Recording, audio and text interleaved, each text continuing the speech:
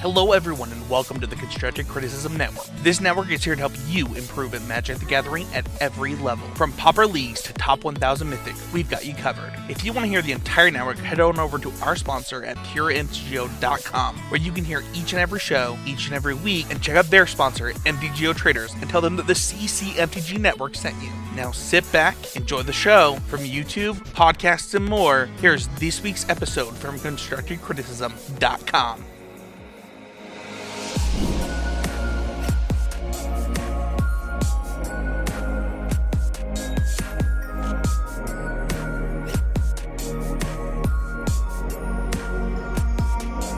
Hello, everybody. Welcome to episode 144 of the Common Knowledge Podcast. I'm your host, Christian, and I'm joined by our co-host, Brad. Hello, everybody. Before we got too far into this episode, I just want to remind everyone that Common Knowledge and all of the podcasts on the Constructive Criticism Network are sponsored by PureMTGO.com. If you'd like to support the show, make sure to like, share, and subscribe to the Constructive Criticism YouTube channel, and check out the Common Knowledge Patreon, where you can find Brad's weekly solo show, This Week in Pauper, along with my league videos. With all that out of the way, get on with the podcast for the week. Woohoo!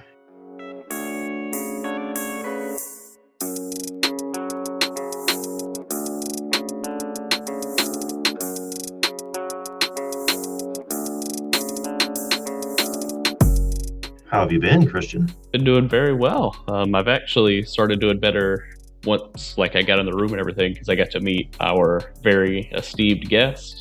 Yes. At Pauper Command on Twitter. How are you doing? Hello. I'm doing all right. Welcome to the show. Thank you very much. Glad to be here. Anything crazy this week happened for you guys? Nothing too much. Work-wise, I was off most of the week. I think I was off Tuesday last week. My wife and son were sick, so I stayed home to help them out. And then Wednesday was my last day of work for the week. So it's been a pretty nice vacation. Family was kind of chaotic. Yada, yada, yada, holidays, blah, blah, blah. But I think I'm going back to work. I'm going back tomorrow. I think within the next week or two, I'm going to move departments and become the manager of a different project. So I will get out of the disaster that I'm in now, and that will be awesome. What about yourself? For me, nothing too crazy. Thanksgiving is always like any big family holiday, has its own unique challenges of just a bunch of different personalities getting into a room. This year it was pretty good. I actually went to 2 Thanksgivings, kind of split it up basically. With got to see my sister and her significant other and all their kids at one, and then the rest of the family at the other. No particular reason why they split it up, just that my sister and her significant other needed to see multiple families as well. Right. So Nashville Black Friday didn't destroy you, huh? No, I don't know why. I don't know if this is a national thing or just a regional thing, or probably really just a COVID thing. It's just it wasn't that bad this year, you know what I mean? Yeah, just a normal busy day. Exactly. Yeah, that's how it was last year too. What about you, Pauper Command? How was your Thanksgiving week? My Thanksgiving week's been interesting. I've had the majority of the week off from school, but nevertheless, professors never fail and provided plenty of homework to keep me busy. Of course. Let's see here, probably one of the worst weeks to be working in the restaurant industry. Constantly busy, but you're getting all the loners, so it's kind of depressing, not gonna lie. I'm chugging along. Got to play some competitive EDH over the weekend. Got to play some Pauper EDH as well, so definitely living life. Excellent. That sounds like a good holiday break besides the work. Yeah, it's been all right. Very, very little sleep. That's okay sometimes. Yeah, and actually that sounded like a pretty good segue into what decks we've been playing this past week.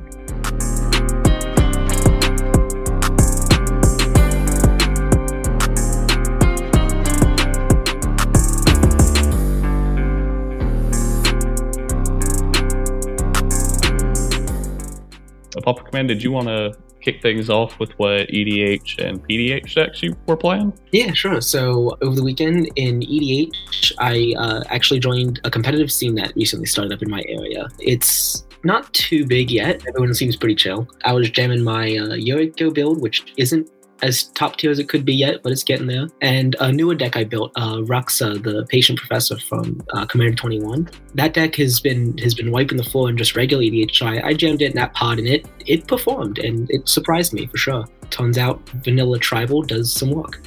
And then in the PDH sphere, I've been just jamming a Sheree Aristocrats deck that I've been jamming since 2018 when he was downshifted to uncommon in Ultimate Masters. And I've been tuning my Captain Ripley Vance list, which I still cannot get to work. So more on that later. Yes, absolutely. Yes, that'll definitely come up later. What about you, Brad? What have you been playing?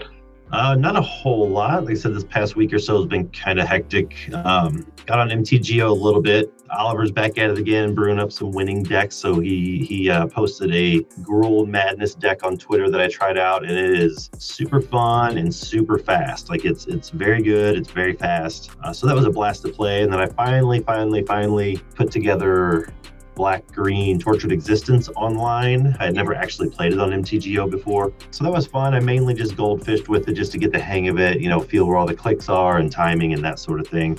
I played a few matches and just got blown out. Like there's some decks that Tordex can't beat, and that's a lot of the decks you face on MTGO right now.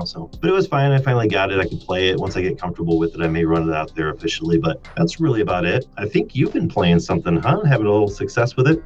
Yeah, I've been playing a lot of Burn with Reckless Impulse. You won a couple games or two?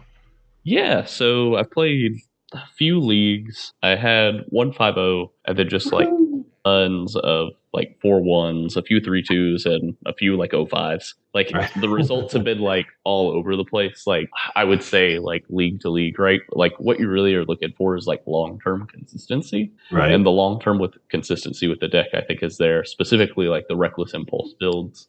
I think that card adds just like a lot of raw power to the deck.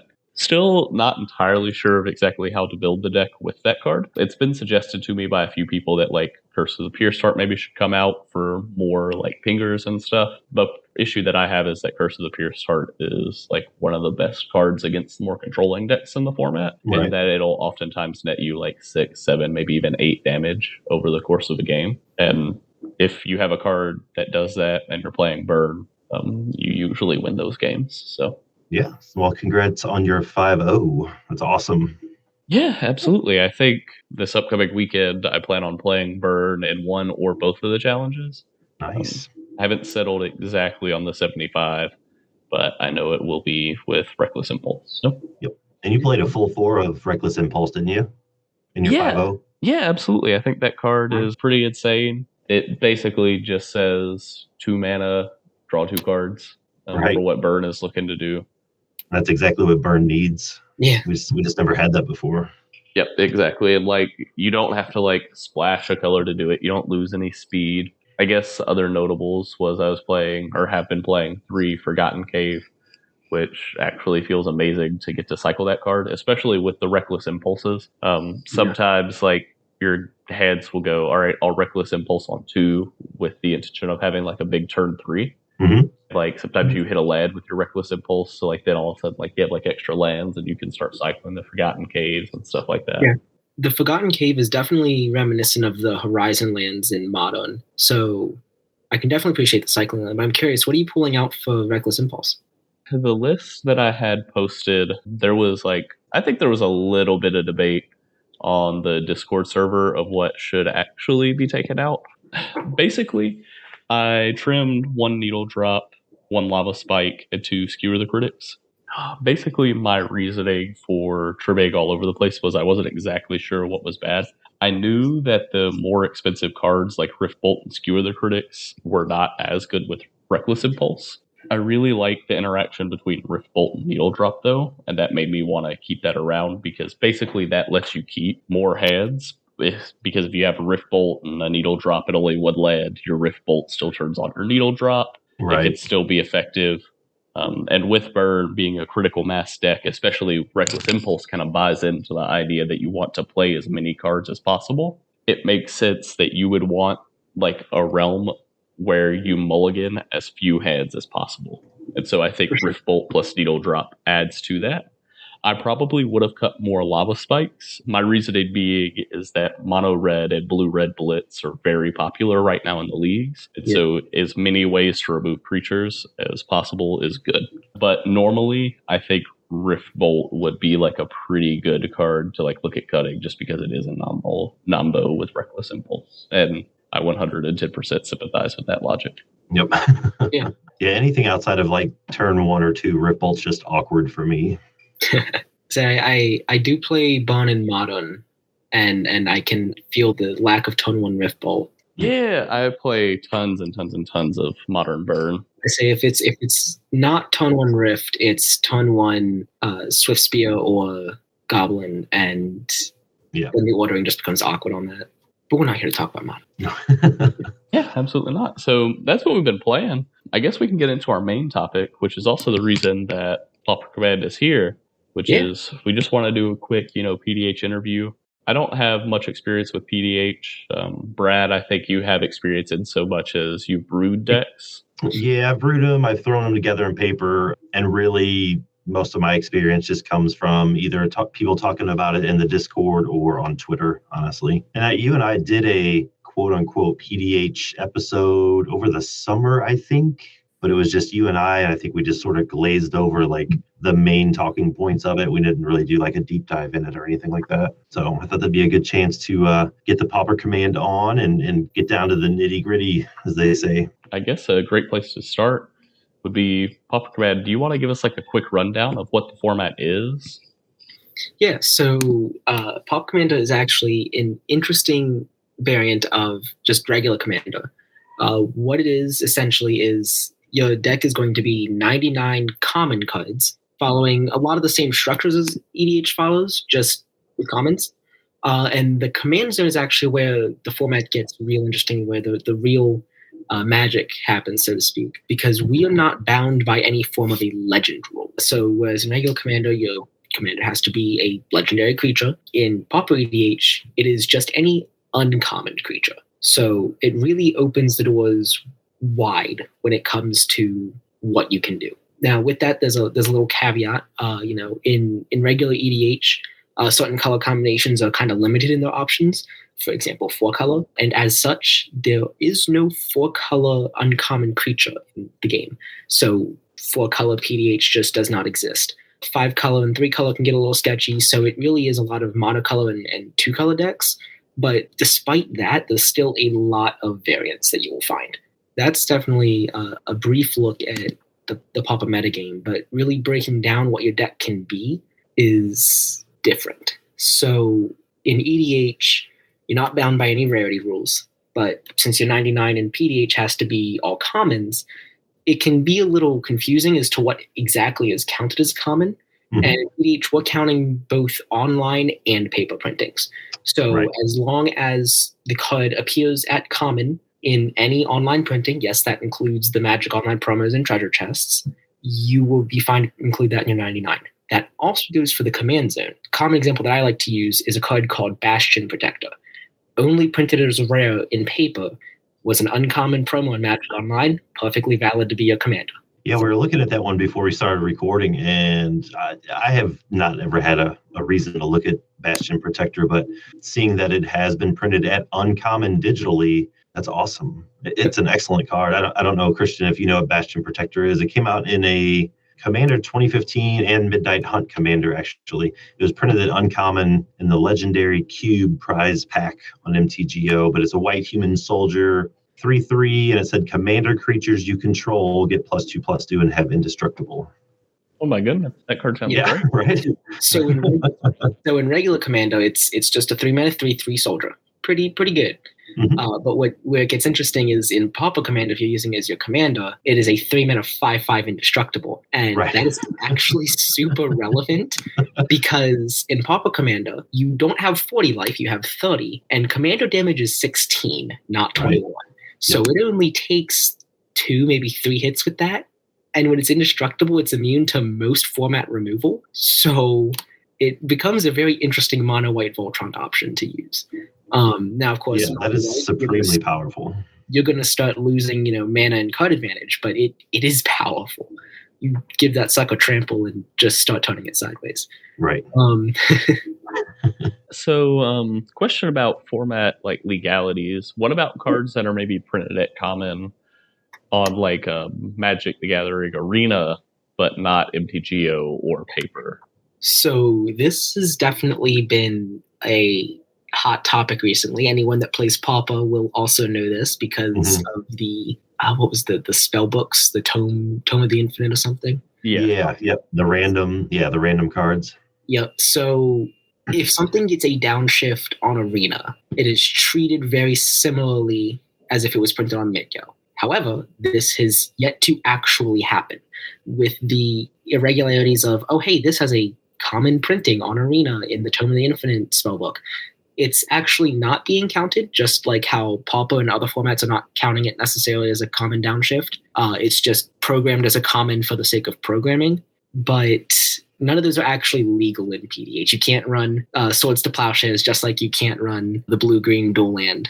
I think it's Tropical Island. So it's definitely, that one threw us for a loop for a bit. We were really just looking for the official WotC statement on how it affected Pauper to see how it would affect Pauper EDH. And just as much debate was happening in PDH as it was in the Pauper community. But it ended up, WotC was like, hey, yeah, these are not legal in Pauper. And so PDH was like, yeah, hey, these are not legal in PDH. And I can tell you, had they been legal, our ban list would have expanded instantly. Yeah, I can only imagine. And speaking of ban lists, the ban list is actually fairly straightforward. No no conspiracies, which I don't think there are any common conspiracies, but I could be wrong. Banned cards, banned in all formats from last year. That's a no-go. But other than the wide swaths of just these sections of cards, only 2 cards are banned in PDH. Brad, I would be shocked if you didn't know these, but Christian, do you want to take a guess? The 2 cards banned in PDH? There are 2 of them. Let me think with all my brain. Give me like 10 seconds. Make 2 guesses. Is Laboratory Maniac a common or uncommon? I believe it's an uncommon. Yeah, that doesn't seem reasonable to me, but maybe I'm wrong. Nope, Lab Man is actually perfectly reasonable. What is banned is Mystic Remora and its much more popular cousin, Ristic Study. Whoa, I had ones until today.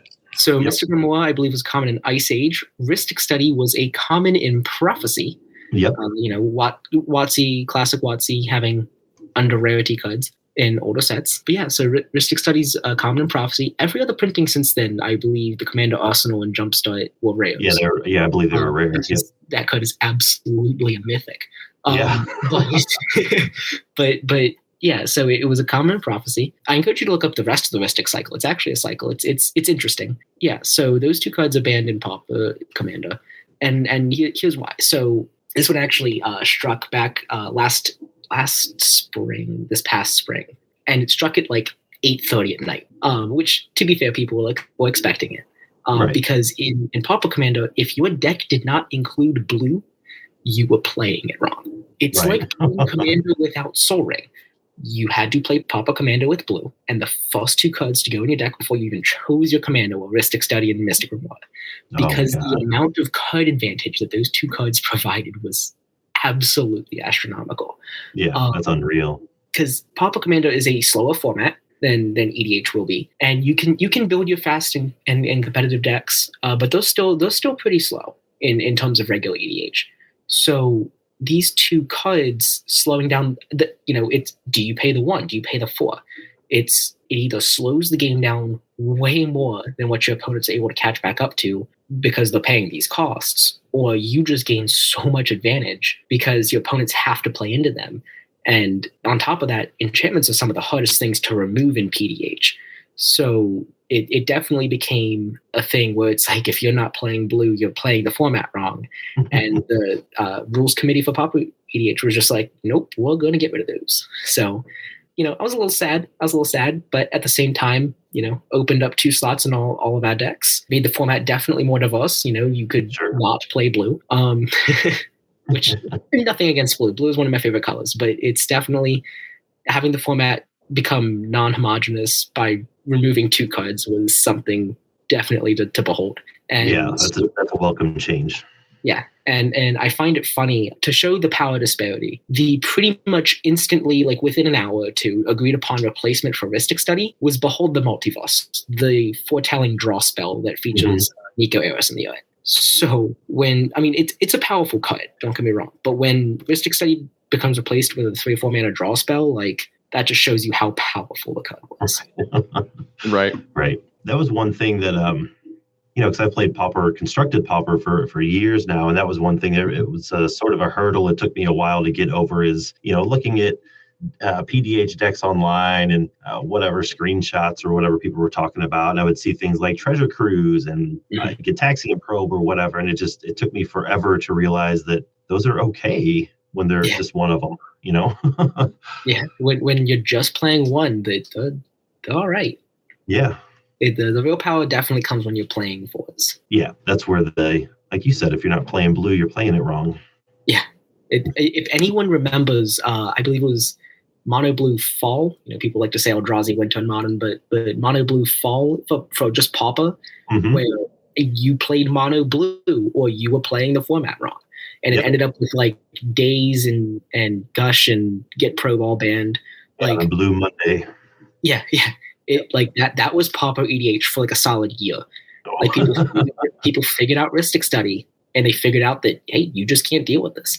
Like green decks had so much enchantment removal at 1 and 2 mana just to deal with these two cards that it took as many slots as Ramp does. Holy cow. And that's why the decks were kind of unplayable, was because all this removal was going unused if your opponent never drew the thing it was meant for. Sure. And because there was so much removal in the deck, there was no room for anything else. So it was definitely a relief when these two cards got banned out of the format. It was just like all these removal slots opened up in green and white, and you just had so many more options. Yeah, you can play actual spells again. you can do actual magic. Right.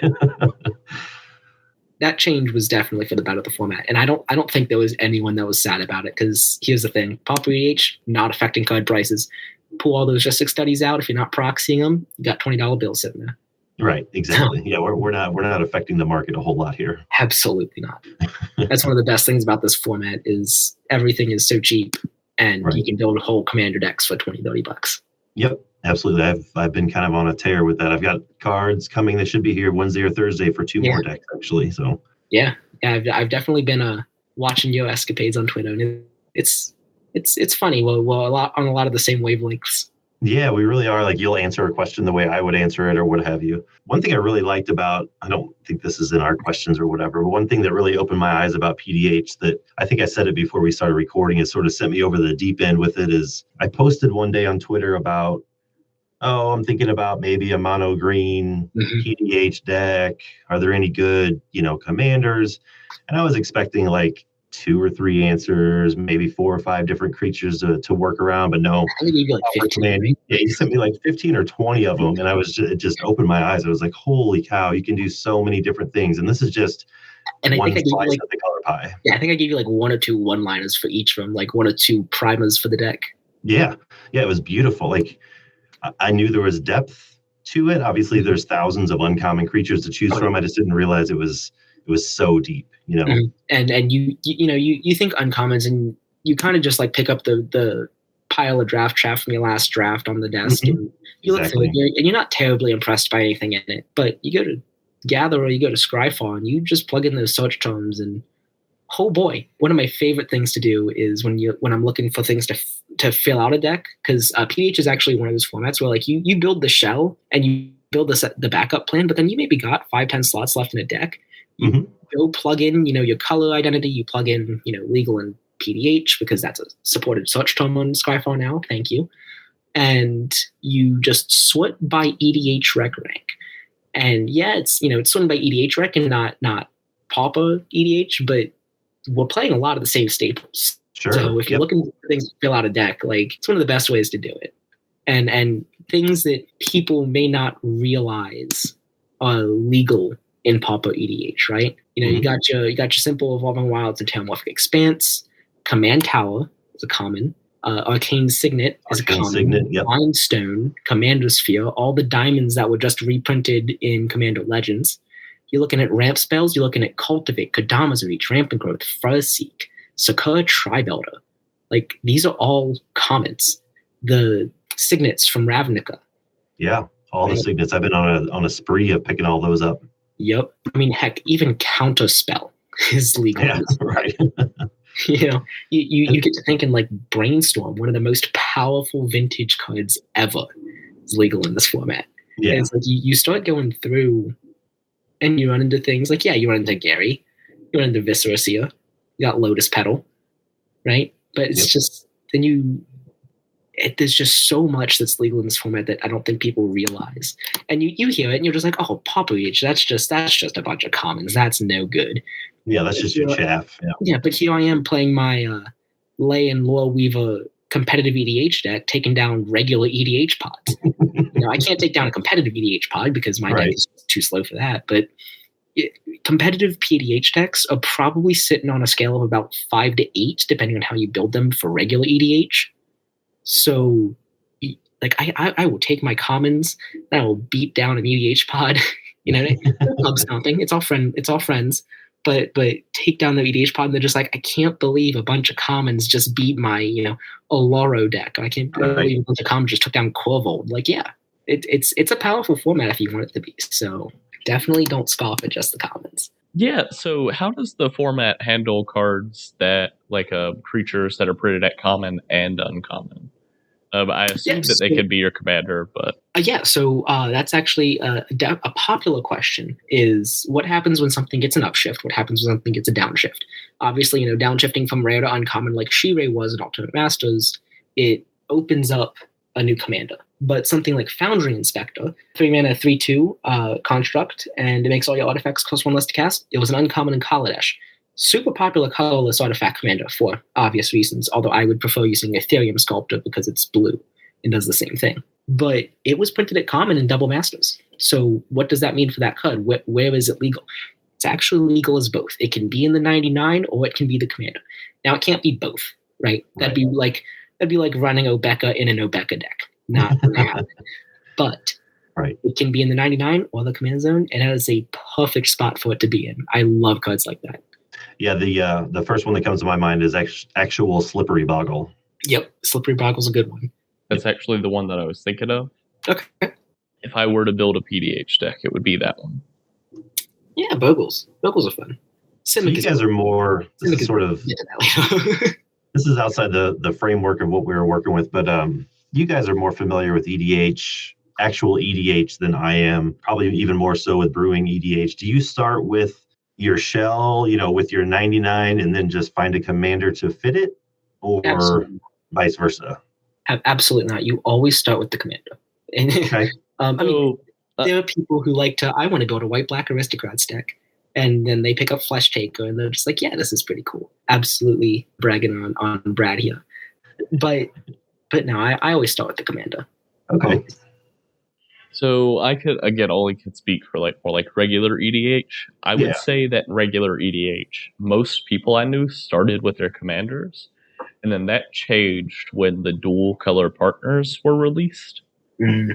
Where now it's like, what combinations of cards do I want to be playing? And then let's check to see if what these dual color commanders will support, as far as strategies. And for Pauper EDH, I obviously have no idea.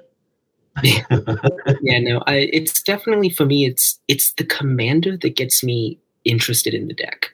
I mean, I can definitely see what people, see a pile of cards on the desk and I want to build a blue-green X +1/+1 counter deck. It might just be blue-green, might be using Okima and Kazo to make it Sultai. I can't do that. I got to use my commanders. And personally, I feel like it leads to better brews. For instance, my regular EDH decks, the 3 that I have that fall outside of a pattern, I have my Ruxa vanilla dot deck. That was a fun $40. I have a Yuriko Tier 2 CEDH deck. It's pretty powerful, but it's not quite where I want it to be. I lack the tutors because they're all $50. Plus, please, WotC reprint Imperial Seal. And then I have a Will and Rowan theme deck, which is an interesting deck to talk about. But that's my main 3 EDH decks. Outside of that, if I open a legendary creature as a pre-release promo, I will build them as a commander. So far, I've got a couple of those. But yeah, I definitely always start with the commander. Excellent. Yeah, that's kind of how I've been doing it too. I just, I didn't know. I see a lot of actual EDH players on Twitter when they're talking about the game they just played or their style of play. More often than not, I hear someone say, well, heck, I hardly ever even cast my commander in a game. So it makes me think they just built the deck and then found a commander because they had to, sort of thing. I mean, I can definitely see that. My Yoko deck is built around Yoko because she's 2-mana the whole game. My Will and Rowan deck, however, even though I started with them, like, I've definitely played and I've even won games without even looking at them. It just depends on the hand. So with the Ruxa deck, it's definitely differs. The majority of the games I've won, it's definitely, I had a large board state, I cast Ruxa, and all of my 10/10 tokens were now essentially unblockable. Also, Strixhaven Stadium does work in that deck. You should be playing that card. But there's definitely, I think, been a couple games where Ruxa wasn't cast, and it was just, I have a bunch of 50/50 tramplers. Y'all enjoy. Yeah, have fun with that. Okay, so it is a little bit of both, I guess. Yeah, it's a little bit of both. I think it just depends. I honestly think it just depends on the deck. I don't really think it really matters if you start with the deck or start with the commander. That's just going to determine where it trends. But I think any deck can honestly win without casting a commander or be boosted by casting a commander. But it's not a direct correlation like many make it out to be. Oh, okay. I get it. That makes sense. I meant to ask this too. Do you have a paper PDH scene that you play with, or a play group? Or are you pretty much just like a spell table guy, or how do your games get played? For honest to goodness PDH, it's spell table. Join the PDH home base Discord. There's a ton of people always looking for games. It's spell table for the most part. I've convinced a couple of friends to like play a game where they borrowed my decks because I have 8 or 9 at this point. Mm-hmm. But none of them own a PDH. I supplied them all like a battle box essentially. Right, there you go. But like I was saying earlier, like my competitive PDH decks, I just play in EDH games. Like I don't care. Like I mean, they're tuned for 30 life and 16 commander damage, but I play at 40 life and 21 commander damage, and they work just fine. So nice, stellar. Now, I'm not going to take my Mo Wu +1/+1 counters or Captain Ripley Vance Storm and play that in a regular EDH game because I will just sit there like one of the precons of old. But so I'm bashing on WotC so much. I'm sorry. I love all of you. You all did such a great job. But it's definitely competitive PDH is the same level as regular EDH. So, and you can build the decks for a fraction of the cost. Yeah, that's the truth for sure. Yeah. So that's like sort of like a rundown as well as like a little bit about what you play. Mm-hmm. What actually led you to PDH, and what do you think leads a lot of people to the format? So I think what leads a lot of people to the format is it's Pauper with a different flavor, and I think that's the main draw. That's what I see a lot. That is actually not what led me to the format. What led me to the format was someone I met at Command Fest 2019, right before COVID, right before it all started. They were playing Pauper EDH. They were playing competitive Pauper EDH, but they were playing Pauper EDH in regular Commander games. And I was like, you know what? That's me. Because I'm the Pauper guy in my playgroup at home. Like if they have a Pauper format question, like how WotC's doing all the irregular BNR announcements now, they're like, hey, is there going to be anything for Pauper? And I'm like, yeah, there should be. Whether or not a Tog will get banned, I don't know. I love playing a Tog, but it should be banned. Yeah, so this guy was just, I couldn't tell you his name, but he was just playing Pauper EDH. He was just having the time of his life. He didn't care. And I was like, yeah, that is absolutely my play style. So he gave me a little business card that had the PDH home base on it. And please, if you're listening to this, please let me know who you are, because that was fantastic. And it had the Discord, it had the website, and I just started there. I had played a version of PDH before, where it was a commander deck I built with I think it was like a rare or mythic legendary creature, and the rest of the deck was just commons. I had tried that out before, but I really got into PDH and the official format rules at the end of 2019. And I just continued to brew and play around with it over the pandemic, and then started a Twitterscape because I was like, yeah, more people should know about this. Yeah, they really should. I can tell it's a growing format. But yeah, I think more people should know about it. I'm trying to remember. I think because I started Twitterscape, and then a couple other people started one at the same time about Pauper EDH. And I think right before we all had the same idea, the PDH home base Discord was like a little over 100 people, maybe. But I think right now it's sitting around the 400 to 500 mark. Yeah, it's huge, and it is always busy. Yeah, there's always people online. Yep. But yeah, I think it's sitting around 400 or 500 members, and I started this in August or September, and everyone else started around the same time. So in 3 months, we've doubled the size of the Discord, and I know we're all like kind of feeding on each other and boosting each other. So we're definitely Right. trying to share all the love around, and because we all love this format. We all advocate that it can be played with regular EDH, and I think that's how you get people hooked into it. Is you mix the formats and you're like, yeah, build this epic thing that you can play with people online, but it's also not dead in paper. So Right. have fun with it. That sounds really cool. I guess just like more format card evaluation. Like if you have an uncommon creature, how do you know like which ones are good? Is that the right way to ask that? I know what you're asking. I don't think that's the right way to ask it, but I know what you're asking. Which ones are playable? Let's go with that. Okay. So yeah, it's pretty much that, because like to me, it's sort of like the same thing, right? Like whenever you think of uncommon cards, like you think of like draft chaff, much of the same way of like whenever you first get into Pauper, that's what you think of commons, right? Yeah, definitely. I think that's the mindset people are going in with, and it's absolutely the incorrect one to be having. So I do something on Twitter that I call the PDH spoiler study, where so far I've done it for the 2 Innistrad sets we just got, and I go over every common and every uncommon creature in the set. By the way, I love those threads. Those are very well done. I am glad to hear that. I put a lot of effort into this. Yeah. If I feel like the card needs it or deserves it, I give it a little primer, the 140 character limit. Sometimes I'll do a second subtweet, but I really have to love the card for that. It's definitely, as I've been doing that, I've been noticing that, all the commons, it's definitely the new ones are worth talking about. Kind of mention any downshifts or reprints there are.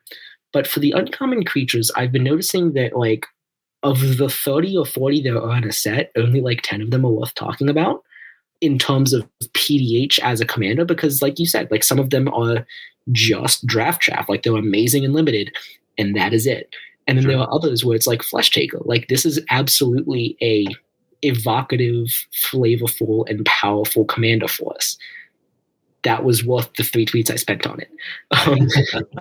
But it's worth all the tweets. It is. It's one of my favorite decks right now. It's nowhere near competitive. I can't play it in regular EDH circles, which makes me sad, but it's so fun to play in PDH. You kind of have to like look at the card and evaluate it. Generally, if it's okay or like kind of bad and limited, I find that it's really good in PDH and constructed, which is hilarious because then you look at all the monocolored limited cards and you're like, this is really good in draft. Right. It is god awful as a commander. So it's definitely kind of funny looking at the trends like that. But I would definitely say you kind of have to just go through a set. So if you're looking to build your first PDH deck, pick your favorite set. Everyone's got one. And go to Scryfall, plug in the set, plug in creature, plug in rarity as uncommon, and just scroll through them and find the one that, speaks to you.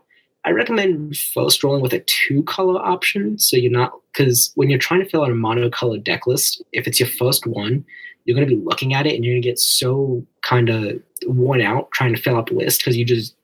Yeah, it's exhausting. It's exhausting to fill out a monocolored list. It really is because it's what people are afraid of in regular EDH of decks just becoming piles of staples. It's exactly what monocolored PDH is. And I'm not saying it's wrong. It's definitely different in terms of deck building. So I would definitely recommend a 2-color commander. And they tend to be more interesting and evocative of flavor anyway. So, pick your favorite plane, pick your favorite set. When I'm trying to brew a PDH deck or even brew like a constructed deck, I often just search by keywords or oracle text, mechanics, that sort of thing. And then I'll filter by different colors, color combinations and all that. Yeah, and it's absolutely a good way to go about it. I mean, honestly, you could even just build a shell of what you want to play and pick a commander that fits it if that's what works for you. It's completely doable in PDH. PDH is definitely very shell-based when it comes to construction. So if that's the way you build, absolutely the format for you. Nice.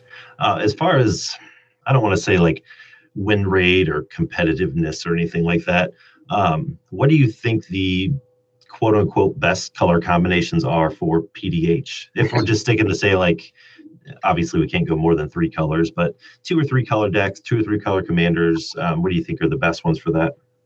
When it comes to monocolor, it's absolutely blue. It's not even close. I hate to say that because there are people who have their favorite color, and blue is not my favorite color, but mono blue, it is absolutely the best of the monocolors.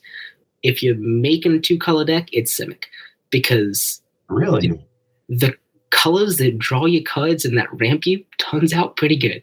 Yeah, true. Tatyova is busted in half. Mhm. She is an uncommon legendary creature. Yeah, she's legendary, but she's still an uncommon creature. She is still a legal commander. Yep, and she sees a lot of competitive PDH play. Is that correct? She sees a ton of competitive EDH play. Like, for example, I have a Tatyova deck. It is not the most competitive it could be, but it's still powerful enough to hold its own in EDH. The win is Drake Flicker combo. Oof. And like whenever I'm just looking to have a fun PDH game, I take Tatyova and I throw her to the side of my desk and I put Gretchen Twitch Willow in the command zone. You know, she's 4-mana Thrasios activation. Great. There was some people talking about that earlier today in the Pauper Guild, and I was like, absolutely, that is the correct thing to do. Because the other thing is Tatyova is just the engine, and while Gretchen is also an engine, she doesn't, draw you cards for playing the game. You actually have to pay her. You got to put a little work into it. Yeah, you have to put a little bit of work into it. You're right. You don't have to put a lot of work, but you have to do a little bit. But yeah, it's definitely for monocolor, mono blue. For 2-color, Simic. Like it's just how it is. There are so many staples, and then you get into the nitty gritty of deck building, and you're just like, well, how many draw spells could blue possibly have? And the answer is all. All of them. Every single one of them. All of them. The first 10 cards are draw spells. But then after that, you get to an interesting mechanic that has like a dozen cards. It's in blue and black, but the good ones are in blue. And it is tutoring. We all know how powerful tutoring is. So it's when your cards are counter spells and tutors, it turns out pretty good. It's usually a pretty good combination. Of course, I'm talking about Transmute, and the cards I'm talking about, Muddle the Mixture. Mm-hmm. I just can't. There's a reason that card is still $5 or $6. Yeah, there was so I was saying earlier that Pauper EDH does not affect card prices. I believe Pauper EDH is the only thing propping up Transmute cards, and I will stand by that statement, because if you were playing blue or black, you were running these cards. Absolutely. And the reason for that is Pauper EDH boils down to really one of two play styles. You're either playing kind of like hyper aggro mid-range, basically tons of creatures, or you're playing control combo. Yep. And your win will either be knocking your opponent's life totals to 0 or an infinite combo. And I kind of hate to say it like that, but in my experience over the last year and a half, that's kind of how most games have ended. Now, of course, you get the variants where it's like, yeah, sometimes the Voltron Commando wins the game. Sometimes it's, the mid-range deck was actually a control deck all along, and they just stalled the game out until everyone cried. But the vast majority of games that I see ending, it's combo or aggro. Yeah, the decks I look up online or talk to people about, they fall in one of those two categories. It's either aggro or combo. I tend to build aggro decks. That's just how I play. I guess there's no good PDH mill decks, is there? No, there absolutely is not. I would not recommend it. But Transmute as a mechanic, I wish they would bring it back, because the Grixis player in me would love it. But the Pauper player in me is also like, please don't. Because Brain Spoil, it's an all right removal spell. It also tutors for Gary, which is a very common win con if you're playing black. Right. Demio Houseguard, a card that is an instant staple in Aristocrat decks. Yep. So it gets combo pieces. Drift of Phantasm. It's an alright blocker on the ground. Goes and gets you that Ghostly Flicker or that Displace. Dizzy Spell. Yeah, it's an alright, stop their attack spell. Or it gets you High Tide for a low cost of 3 mana.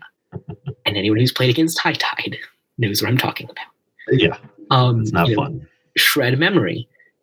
Bajuka Bogs for 4, or gets you a Doomblade.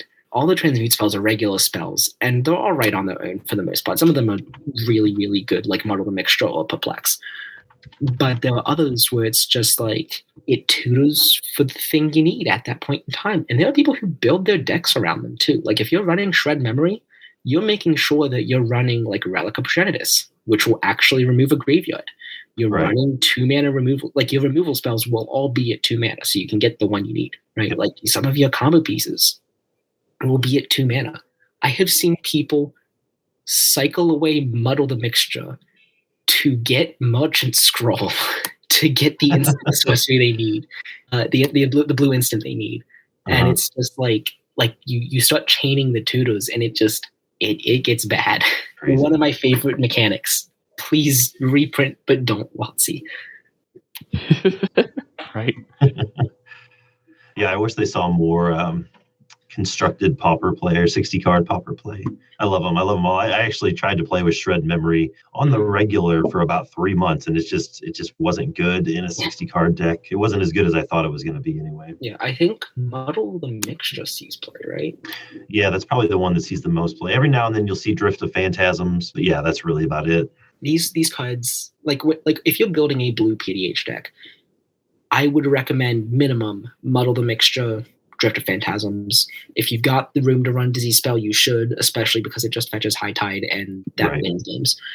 The black ones, they're not as necessary, but if you've got the room and you're looking to fill out space, like I said, Brain Spoil is a second copy of Gary. Dimir House Guard, it's a sack outlet, so you're running it in your Aristocrat deck already, and it transmutes to something else. I think it can transmute to Falkenrath Noble.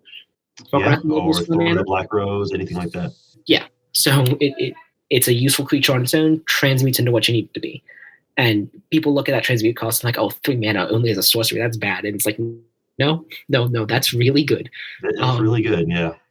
I was mentioning earlier, people run Merchant Scroll. Like, there are absolutely tutors that exist in PDH. And, for people that don't like tutors, absolutely, it's perfectly reasonable. I understand that.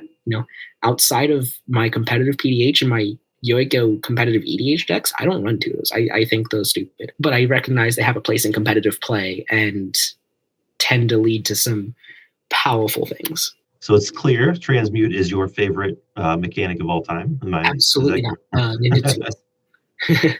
What are some of your favorite cards in PDH as a format? Like, what do you like to brew around? You know what I mean? What are, like, if you sit down to brew a deck from scratch, you're automatically putting in, what card? In PDH, it's probably blue. I hate to say it. Right. My favorite color, for the record, is red. For the absolute record, my favorite color is red. But blue is a very close second. The things that I'm probably building around in PDH the most are Grixis things. So I have a Grixis artifact deck, which the name of the commander is escaping me right now. It's no one super, interesting. It's more of a Highlander deck than it is a PDH deck, in the sense that it's one of those decks I don't need the commander to win. Okay. I have the Sheree Aristocrat deck that I mentioned earlier, you will find me mentioning that all the time on Twitter. I love that thing. It's my baby. So Sheree is an interesting commander for those who don't know. Sheree is whenever a creature with power 1 or less dies. So it's looking for how it existed on the battlefield, not how it exists in the graveyard. As long as Sheree is still on the field, at the beginning of the next end step, return them to the battlefield. So it's a block of text because it was made in Old Magic in Kamigawa.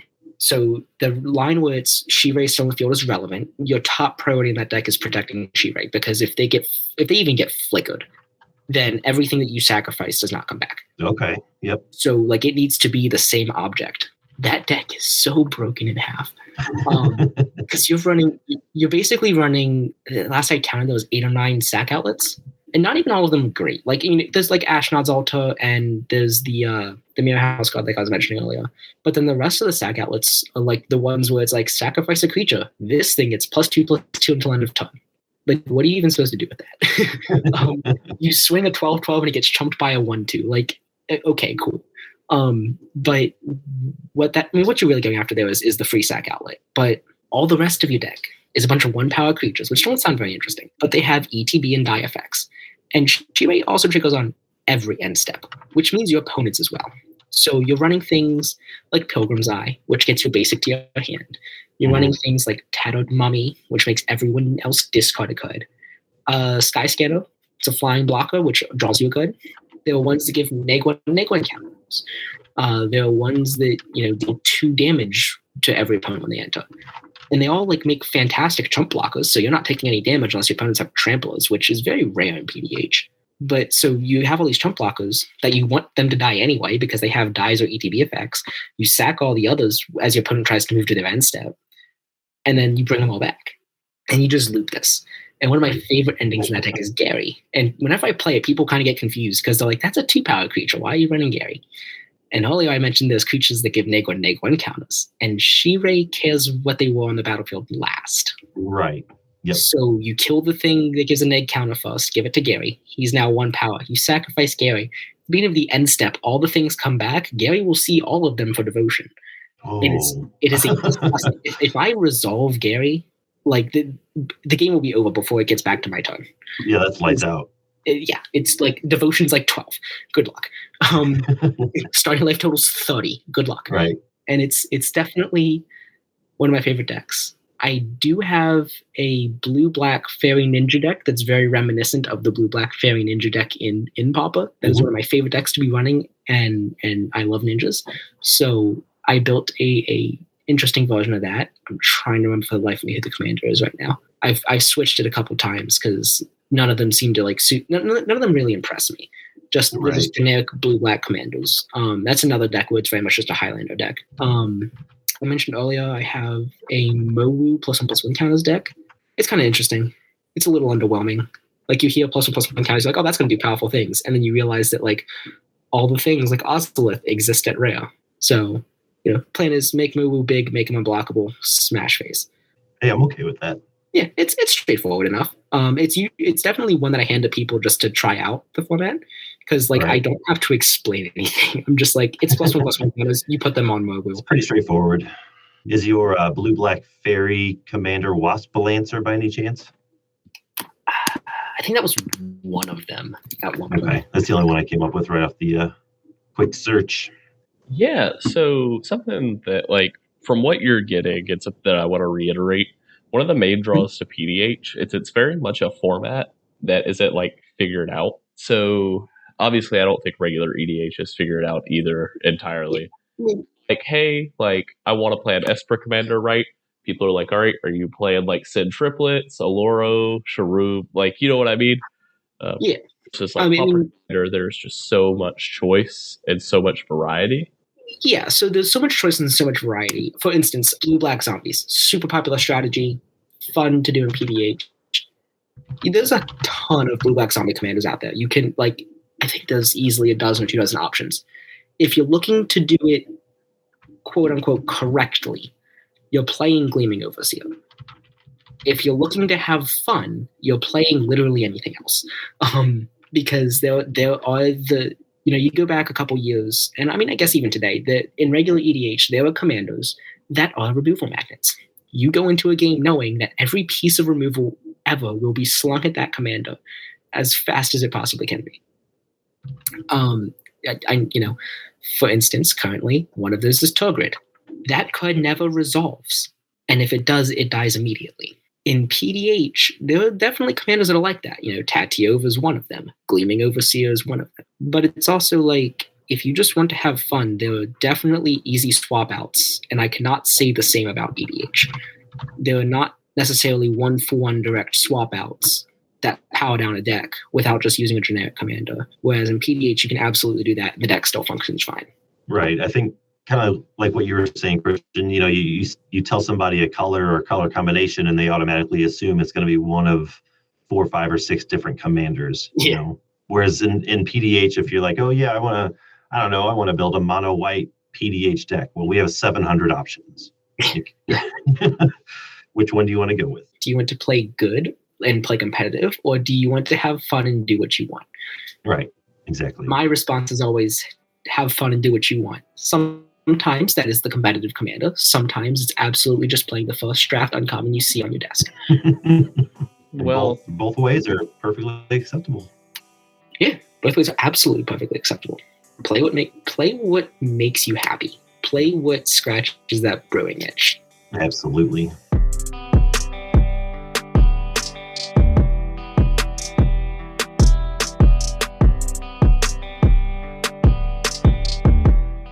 Well, that kind of gave us a pretty good format overview, a lot of really good insights into the format. Brad, did you have any additional questions, or should we get into some questions from the listeners? No, I think we can move on to the actual Q&A from the listeners. All right, well, I'll go ahead and take the first one. It comes from our buddy OwlX on Twitter. They say Captain Ripley Vance, a major player in Pauper Historic Brawl. Can she play bully and table politics her way to a PDH victory? This one was mentioned a couple times earlier in the show, but Yeah. I want to see where she lies in the PDH realm. Right. So Ripley is an interesting commander. I have tried brewing her in both EDH and PDH to see where she fits better. And the deck definitely has an interesting hoop to jump through of hitting that third spell each turn. And each turn, like it'll trigger on your opponent's turns if you can get 3 spells off. And there are a lot of enablers that are shared between the decks. For instance, the rituals like Mana Geyser. Yes, Mana Geyser is a common. And the power for that deck really comes from the payoffs. And that's what's changing between the two formats. As I said earlier, I'm brewing that deck constantly trying to figure it out because it's eluding me. And I can't figure out what the deck's trying to do. I've seen Voltron builds where they just focus a lot on equipments and or enchantments.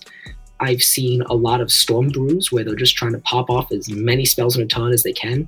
That's what I normally see is that Storm style build. Yeah, triggering Ripley on your turn is nice, but like they're just kind of trying to storm off with like a grape shot. It's a deck that I am personally having trouble building. I think it doesn't necessarily need to be a bully, but politics is definitely in its wheelhouse. It's much more easily done in Commander than it is in PDH. Because in PDH, you don't really need to convince anyone of anything. One player is always a threat, and that's just it. Everyone can recognize it, and everyone knows they need to be dealt with. So there's not really a lot of politicking of like, hey, if you deal with their big creature, I'll give you a round of protection. It's like, yeah, I'm going to deal with the big creature anyways. Right. I don't need your help. Politicking in PDH is much different than EDH because everyone's kind of on the same wavelength already, and you don't really get a lot of the same graces of, hey, if I wipe the board, can I get a round of protection? That doesn't happen. It's if you wipe the board, I'm swinging at you. Right. Because a lot of people tend to have much more graceful ways of dealing with things than wiping the board. And the person who wants to wipe the board is usually the one who's in third or fourth place at that moment. So politicking is definitely different. I think in PDH, it's definitely in the wheelhouse. It's definitely in their toolbox, but I don't think they need to be a bully. Well, that makes sense. That's a good explanation. It's way deeper than I could have gone on. Like that. Next up, another friend of the show, Big B, kind of has a similar question. They want to know, is Ravenous Squirrel a good PDH commander? Ravenous Squirrel is the hybrid black-green single mana 1/1 squirrel from Modern Horizons 2. When you sacrifice an artifact or a creature, put a +1/+1 counter on Ravenous Squirrel. And then for a generic black and a green, sacrifice an artifact or creature. You gain 1 life and draw a card. Okay, so it's a mana-gated Tattoo. It's definitely an interesting one. I know it raised some eyebrows when it was spoiled back over the summer, but I don't know that I've actually seen any lists using it, but it has enough interesting, spicy text on it that I feel like it could be at least fun. It sounds like an Aristocrat commander. Right. And it's definitely the enablers in the command zone, drawing you cards. The enabler, right? And you're already in the good colors for that archetype. It's also a payoff. It can make itself large, I guess. If you combo off and no one has a blocker, you make it unblockable. Yeah. It sounds like it could be good. You're in black, so you could throw some infect on it. Don't be a loser. Don't do infect. Infect is still 10 commander damage in Pauper EDH, by the way. Okay. 10 infect damage, not commander damage. I'm trying to think, how many Blackwater Squirrels are common? I think the answer is like 3. So you're not doing squirrels. Answer is 99 if you play Chatterstorm. Okay. And I'm the loser for mentioning infect. Yeah. Come on. Don't remind me of that. How was that card not just instant banned? In Pauper, not in PDH. PDH, it's fine. But it should have been day one. It should have been a day 0 ban. They should have spoiled that and been like, oh wait, this is just empty the ones, but better. I'm trying to think. I feel like if Squirrels isn't, Squirrels is just the meme deck, but I don't think this is trying to do Squirrels. I think this is just trying to do Aristocrat stuff. Where that next takes me would be the various token strategies. So kind of what Chatterfang is just going to do, but at common. So you're looking at the treasures and the gold and the clues and the food and all that, because those just sacrifice themselves. So no sack outlet needed. that makes sense to me. I already like the colors for Aristocrat, so Yeah, it'd be pretty good. I wonder how many of those cards would exist. And if the answer is not enough, then I would next do creature tokens, because I know enough of those exist. Probably elves and saplings. Probably. I can get behind that. Christian, you want to take the next question? Yeah, so this one's going to come from Salt and Popper MTG. They want to know, if you could downshift one rare to use as a PDH commander, what would it be? And I actually did my research for this one, and by my research, I mean I knew my answer immediately. That counts as research. Sorry, what was it again? If I could downshift Any one rare. rare to use. I'm curious what you said. Yeah, so mine is my favorite card from way back when I started playing Magic. Valid. Stag High Priest. I owned one of these guys in my 60-card kitchen table red-black Thopter deck. It cost a black and 1 mana for a 1/2 human cleric with Morbid. You tap it, and then tap 2 untapped creatures you control to put a 5/5 black demon creature token with flying onto the battlefield. Activate this ability only if a creature died this turn. Okay. I like that. Yeah, that seems all right. Yeah, from Innistrad, it looks like Commander 2014 and Double Masters. Definitely an Aristocrat commander. Yeah, it doesn't seem too backbreaking because it's mono black, but Yeah. I like what I like. No, that's perfectly valid. What Yeah, about okay. for you guys? Well, I definitely did some research, and I was thinking about this all day. This specific question, by the way, I was thinking about all day. And I really did not have an answer until about 5 minutes before the show. And I thought about it, and I was like, 4-color. Like in PDH, like I said earlier, colorless is an option. It's definitely a powerful option. Monocolor, 2 colors, usually the way to go for beginners. 3 colors, it exists, but there's only a handful of options for each color combination. And 5-color, you have exactly 8 choices, 3 to 4 of which just are 5-color. That's all they do. There is no 4-color option. So I think my answer for this is going to be the whole Nephilim cycle is just downshifted, because they're rares. And that opens up the same amount of 4-color options for us as it does for EDH. So I'm gonna roll with the Nephilim. Okay. And for a while, regular EDH was using them as commanders because they didn't have 4-color commanders. And I think that these would be powerful, but they're also 4-color. And PDH mana bases are not as solved as EDH ones are.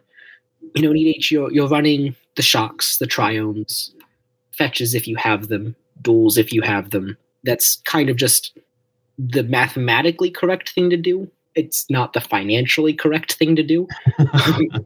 Those are 2 very different things. The financially correct thing is, pathways and checklands and pain lands and the crowd lands. And no one plays basics, come on. And basic lands. And the various commander lands like Command Tower and Path of Ancestry, you're running those. But in PDH, up until this year, we did not have 2-color lands.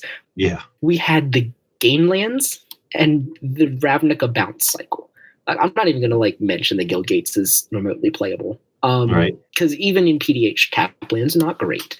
Granted, that's all we have. But this year we actually got some spice. We started out the year strong with the snow lands from Kaldheim. Those are commons. Those can be fetched with Frostseek. Yep. What? They can be fetched with Spoils of Victory. They can be fetched with Skyshroud Claim and Nature's Lore and 3 Visits. Those are good. Those are I did a whole land thread a month and a half ago, and I feel like those are the only fetchable duels. Yes, they should be. Yeah, and then Strixhaven, right now, enemy mana bases are better than ally enemy bases in Pauper EDH, which is not something I thought I would ever say for any format, because we have you can't buy. And yes, you activate 4 mana activations in PDH fairly regularly. Bonder's Ornament is a strong mana rock in PDH. So the can't buy irrelevant. And then you get to Modern Horizons 2, we had the artifact lands. And oh boy.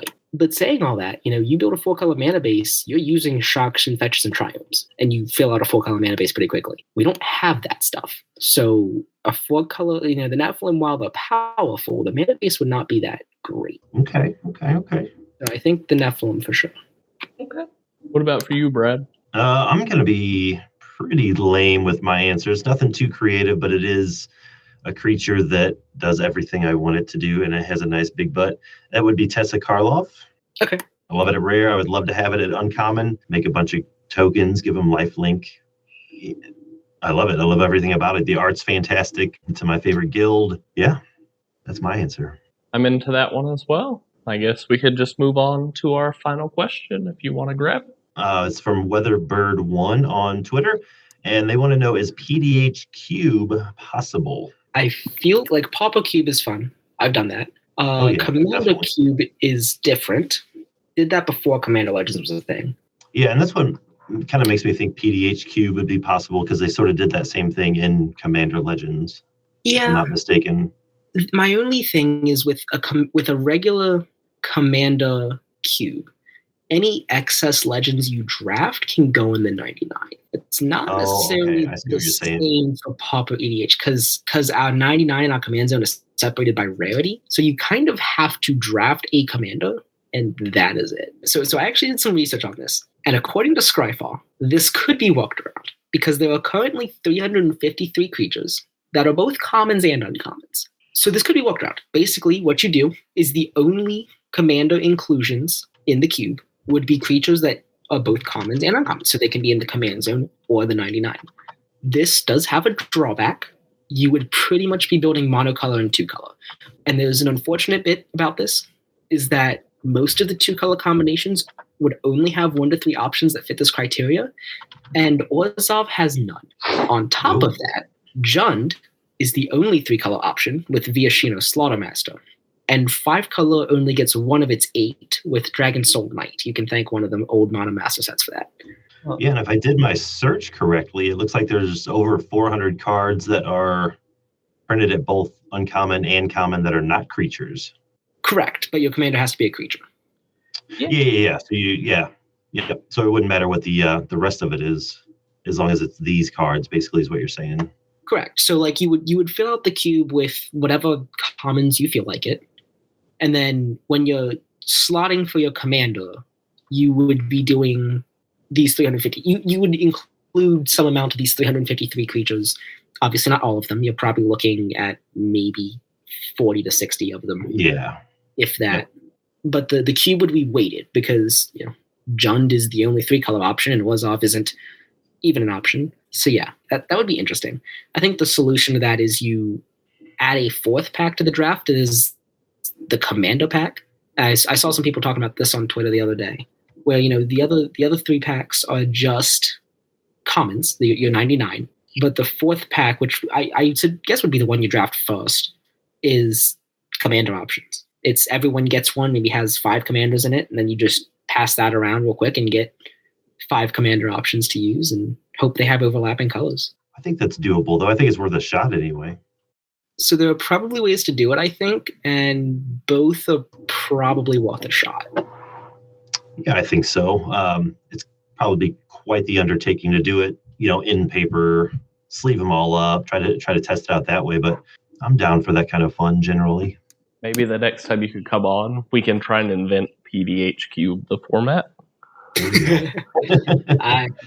That sounds interesting.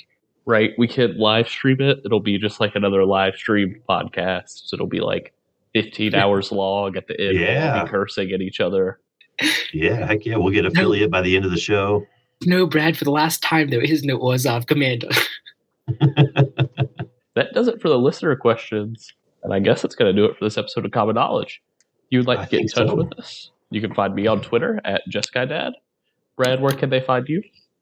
At Popper_B on Twitter, or BradDrakV on MTGO. And Popper Command, do you want to give out where anybody can find you with questions about PDH? Yeah, absolutely. So I am prominent both with my personal private account and at Pauper Command on Twitter. I am active with both accounts, personal and Pauper Command, on the PDH Homebase Discord. Go to pdhhomebase.com. I'm not affiliated with them in any way, but they do great work. Fantastic work. And I can be found more recently in the Pauper Guild Discord as Pauper Commander. Yeah, I was very excited to see you hop in there today. Yeah, I think I hopped in a couple days ago, but Did you? I made my presence known today. Oh, okay, there it is.